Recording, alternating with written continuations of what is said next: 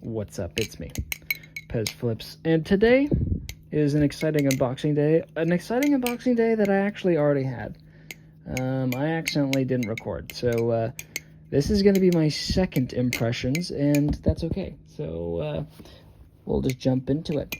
I have my Squid Industries hardware that comes in the box. This is the box, by the way. The box looks much less blue in real life. It has almost a purplish hue to it, like a very deep navy blue. Really do enjoy that look. The last Squid Industries box I had was black, so it has much more of an appealing color.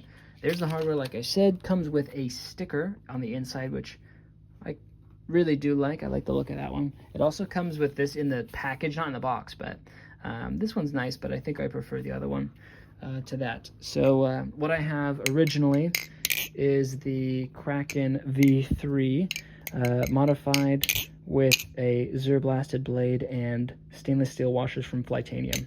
So this is kind of the comparison, because I have the titanium Kraken and yeah, this guy, the real Kraken. So obviously I'd bring this guy out. I'll just say it right off the bat. I actually don't love the balance of the Kraken.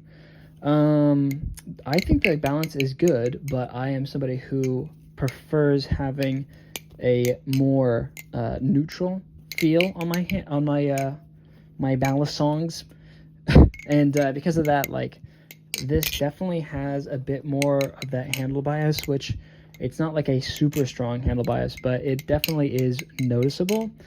I think handle bias is easier for people to learn tricks on, but can be less comfortable, at least in my personal opinion, when flipping for like a longer amount of time, or like somebody who really likes fans. I think I'm a pretty fan-heavy enjoyer, and because of that, like, I can do fans smooth on this thing, but it's just more effortful to get a good fan out, and I kind of like being able to just throw them out willy-nilly. So yeah, I'm not a huge fan. I know that you see a lot of really good flippers who flip with speed channeled Krakens. So yeah, maybe a little bit of less handle weight would help. And that's kind of exactly what this guy does.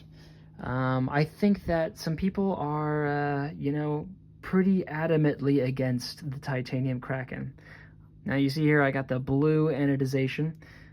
People say that this thing doesn't have the end weight that it needs, and I'll get into it, but yeah, first things first is let's just look at it. You'll see that there's like a slight brightness to the anodization here, which is a little unfortunate. Not like the most consistent anodization. So that's kind of a bummer, but I don't know. All in all, it's a pretty standard ano. Again, a little bit more purple in real life. So it's like a darker hue. It's like not as pop in your face kind of look. No cosmetic damage with the blade or anything like that.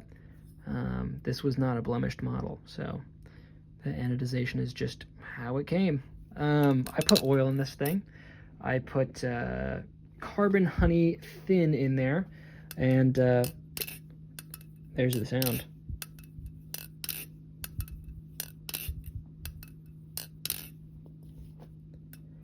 I think one of the most obvious things,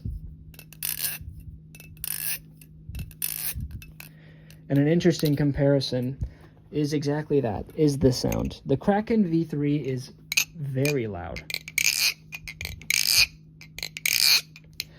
Now mine's on stainless steel washers, so it's going to be louder, because stainless steel makes it louder, but this thing is just a very loud ballast song, so I don't flip it sometimes because I'm trying to watch a show. And it's actually so loud that, like, I'm probably talking right now, like when I do a sound test, and my own volume gets like quieter because it's like turning the gain up because of how loud this thing is. I think it's like one of the loudest ballast songs that you can get. I mean, it's channeled aluminum, so obviously it's going to be loud, but this is kind of the opposite, you know? It's just like an open sandwich construction, and it's pretty quiet. Like, it doesn't have like the sound that you get from a lot of other ones.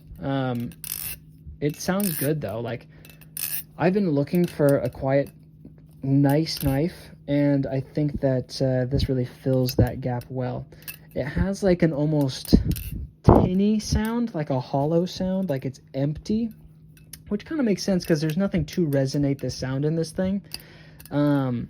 I also know, and this is an unfortunate thing, Zippy mentions that there isn't handle parallelism, which means that these weight pins that act like spacers are actually slightly undersized. So the bottom of this is ever so slightly smaller than the pivot area, which means that to get like the perfect sounding tune might be a little bit more difficult because the handles themselves are going to be at a slight like opening if like this bottom part is smaller.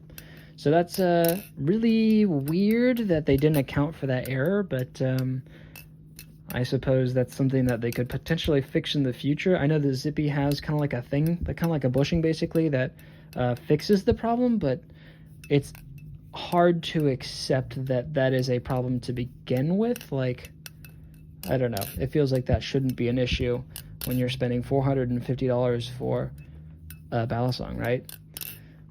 So why did I get it? So why did I get the titanium Kraken? Well, I like the look. First and foremost, I think it's very clean, and I wanted a tsunami, but let's be honest, I don't think I can justify spending that much money on a balisong. This is already a lot, so I can't really, be like $750. Not to mention that they're also very hard to come by, and I don't think that they sell them online anymore. So somebody who's like me, I can't just go to like a different state to buy a knife, like sure, like you can get like somebody to like go to the blade show and buy it for you, but that's like a lot of work, and like you need to know the right people to do that. Like, I don't know, that's part of the reason that I don't have it. But another thing is that I think that the Kraken kind of represents it's like very symbolically similar to an older knife, and that is the BRS Replicant. The BRS Replicant is not actually that great stock. I'm sure many people know that they have come with undersized bushings, oversized bushings, plenty of tap, just a variety of QC issues. The balance is not really a great stock, but it's offering one thing that not a lot of knives offer, and that is modability. The rep is like the perfect customizer blade. Like you turn that thing into what you want it to be. And I think that this potentially represents that exact potential future. I think that people complain about having a knife that doesn't have titanium spacers, that only has aluminum spacers. But I can see a world where people will make their own titanium spacers and sell them as a secondary thing so that you could have the same matching ano with those spacers. I could, we already see the Zippy saying that they have like these channel extenders, and like you could get like the full spine insert to change the way this thing sounds. You have titanium that it has like a super flat face that gives you a ton to work with for anodization. Like, this thing is made to be customized. It is made to be a one of a kind because of the money that you kind of put into it. Now, is it going to be great out of the box? Well, I don't know. Like, the stock rep wasn't great out of the box. It required some adjustments, but it had good bones. It had bones of something very good, and I think that that's what this has. It has the bones to be a modder's main. Like, if you want to have a custom knife, this is an excellent place to work off of, because you can really just pick and choose what you want to go with it, because eventually people will make spacers for them. So if you don't like the idea of it not having the butt weight that everyone says it needs, well, just wait, and then people will come out with a product that you can put in the end. Because it's a sandwich knife, that kind of stuff is just pretty easy. Like, you can compensate for those things. So yeah, so I think it's good in that regard. How's the balance? Well, I think the balance is way better. It's just ever so slightly lighter, I think, than the Kraken. The Kraken's kind of heavy, a little too handle bias, as I mentioned, for my own tastes, and I think that this is exactly that. It could use maybe like just a tiny bit more, but honestly, like, I think that the Weehawk or the I'm not sure about the Bowie because I've heard people say it's lacking tip weight, but I think the Weehawk would be like a perfect balance for just the stock weight configuration. I don't really like the look of the Weehawk one personally, but it's like kind of the middle ground between, you know, the other two knife profiles. So I think it would complement the feeling and the weight distribution of the handles as they come stock. So something to keep in mind. It fans very well. It has good grip for being just, you know, basically just titanium. There's not really machining on it that would offer any secondary grip. It's smooth in that regard and potentially lacks grip because of that, but I think that the titanium kind of saves it. If this was aluminum, it would be really not great, but, you know, they don't have to worry about that because it is titanium. So, yeah, I think eventually I'll get it anodized myself. Again, a little bit peeved by that unevenness, as you see right there. Like, that doesn't really feel right. But everything else, I'm excited to spend a bit more time with him and, you know, get a better picture of what I'm expecting from it. But, you know, as we stand, I'm actually really happy with it, and I'm excited to see how I am feeling as time moves on. I think it's a little overhated, to be honest. Oh, one last thought.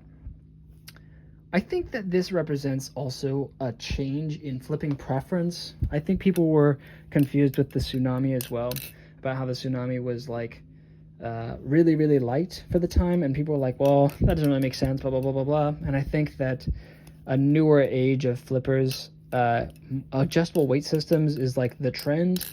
And while I'm not like the biggest fan of adjustable weight systems, I can see why it's included. And that can be controversial because it's one of the points that people will criticize about this thing. But the fact that they're trying to include it, that's one thing that they're trying to be ahead on in the market. And that's what they were known for when they made like the first aluminum whatever. People didn't think that aluminum was the thing, so like now they're doing it here. And I think having a little less butt weight, being a little bit more of a neutral knife, is also part of that newer generation of flipping. I think with tech being so popular, having a neutral balisong gives you a lot more routes that you can work with. And I don't think tech is going anywhere. In fact, I think it's just going to keep getting bigger. But like, that's something to keep in mind, is that we're going to be going to a place where maybe this is just ahead of his time, you know, maybe a little bit wishful thinking, but yeah, I guess we'll just have to see how time plays out on that one. But I will give you guys an update here in probably a week or so, get more time to really develop my thoughts on him. But yeah, I hope you guys have a good evening, afternoon, morning, whatever. It's been Pez Flips, and I will see you guys in the next one. Bye.